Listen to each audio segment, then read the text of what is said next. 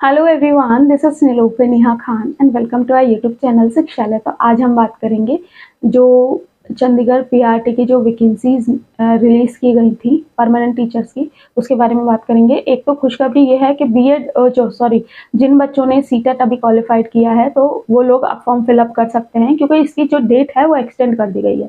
ठीक है, इसके बारे में बात करेंगे। दूसरी चीज, बीएड वाले कैंडिडेट्स एलिजिबल हैं या नहीं है, क्योंकि आपको पता है जब ये नोटिफिकेशन रिलीज किया गया तब बीएड वाले एलिजिबल थे। ठीक है, और अभी तक कई बच्चे मुझसे इस तरीके का क्वेश्चन पूछते हैं कि मैम हम फॉर्म भरें या ना भरें, क्योंकि किसी भी तरीके की क्लैरिफिकेशन नहीं दी गई है बच्चों को।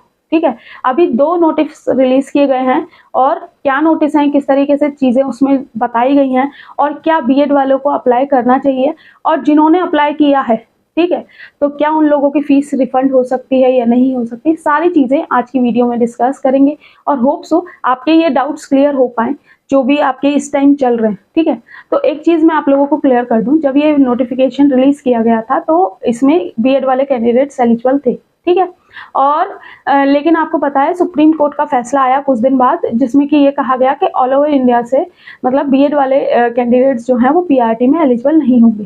ठीक है, अब यहाँ पर आपको पता होगा कि कोई भी अगर वैकेंसी पहले किसी फैसले से पहले आ जाती है और उसमें एलिजिबिलिटी कुछ अलग होती है और बच्चे फॉर्म भरते हैं तो उसे कंसिडर किया जाता है उस एलिजिबिलिटी को। ठीक है, क्यों? क्योंकि वो जो ऑर्डर आने से पहले की चीज है। ठीक है, लेकिन अगर हम बात करें आपकी जो चंडीगढ़ डिपार्टमेंट है, उन लोगों ने भी कोई भी क्लैरिफिकेशन बच्चों को नहीं दिया।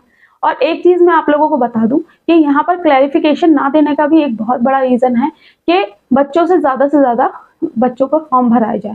ठीक है, अब आप बताइए कि जब आपको हाई कोर्ट ने जब सुप्रीम कोर्ट ने ये फैसला दे दिया कि बीएड वाले कैंडिडेट्स एलिजिबल नहीं हो पाएंगे, ठीक है, और जो ये नोटिफिकेशन रिलीज किया गया था इसमें एलिजिबल थे, ठीक, तो उसमें अभी तक इन लोगों ने किसी भी तरीके का ऐसा नोटिफिकेशन नहीं या फिर ऐसा कोई भी नोटिस नहीं रिलीज किया है जिसमें ये क्लैरिटी से बता सके कि हम बीएड वालों को लेंगे या नहीं लेंगे।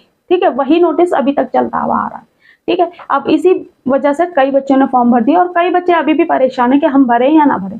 तो मैं आप लोगों से ये मेरा एक पर्सनल व्यू है, हो सकता है आप अपना देख सकते हैं जैसे आपको ठीक लगे, बट मैं आपको क्लियरली अगर चीजों को कहूँ तो छत्तीसगढ़ में आपको पता है कि बीएड वालों ने भरा था फॉर्म और अब वो केस लड़ रहे हैं। ठीक है, तो यहाँ पर एक चीज आप लोग समझिए कि ये कितना बड़ा स्कैम है। ये लोग जानबूझ के ये चीजें क्लियर नहीं कर रहे हैं ताकि ज्यादा से ज्यादा फॉर्म फिलअप हो, और फॉर्म फिलअप होंगे तो इनका फंड रेज होगा।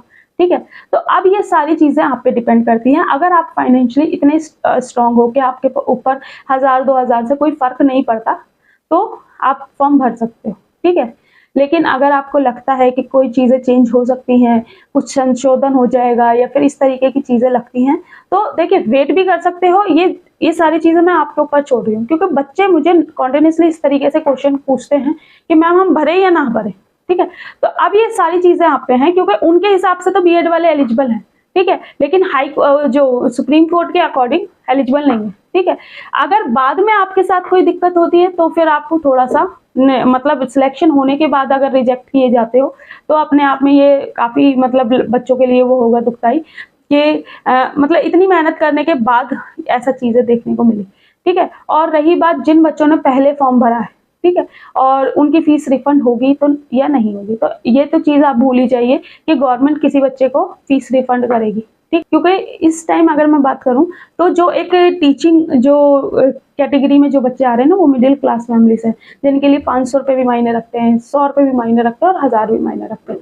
तो अगर आपको ऐसी कैटेगरी से बिलोंग करते हो तो प्लीज मेरा सजेशन ये रहेगा, क्योंकि यहाँ पर अगर आपके सारी चीजें करने के बाद अगर चीजें चेंज हो गई तो फिर आपके लिए थोड़ा सा और ज्यादा, और जैसे कि मैं आप लोगों को पहले ही बोलती भी आई हूँ, बीएड वाले कैंडिडेट्स अपना टीजीटी में सब्जेक्ट देखिए, टीजीटी में आपका कौन सा सब्जेक्ट बन रहा है।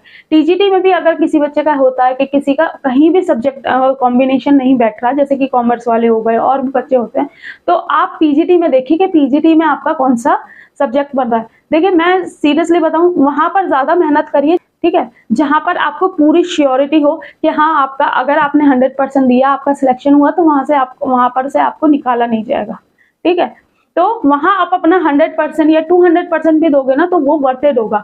लेकिन मैं सीरियसली बता रही हूँ कि उस चीज पर फोकस ज्यादा करो, क्योंकि कहीं ना कहीं ये थोड़ा इशू बनता ही रहेगा। अभी 4 साल लगे हैं, अभी कितने साल और लग जाएंगे कुछ नहीं पता। बस ये माइंड में एक सेट कर लो कि हमें एट दी एंड जॉब लेनी है, ठीक है। और जैसे कि मैंने आपको स्टार्टिंग में ही बता दिया था, जो अभी कैंडिडेट जिन्होंने सीटेट क्लियर किया है तो वो पेपर 1 वो यहाँ पर एलिजिबल हैं, ठीक है। तो वो अपना फॉर्म डाल सकते हैं 10 तारीख तक, 10 अक्टूबर तक आपके पास टाइम है। और होप सो सारी चीजें मैंने आपको क्लियर की हूँ। लेकिन अगर कुछ रह गया होगा, कुछ डाउट्स हो तो कमेंट बॉक्स में कमेंट करना। मैं कोशिश करूंगी किसी ना किसी माध्यम से आपकी क्वेरीज को फुलफिल किया जा सके। Thank you for watching.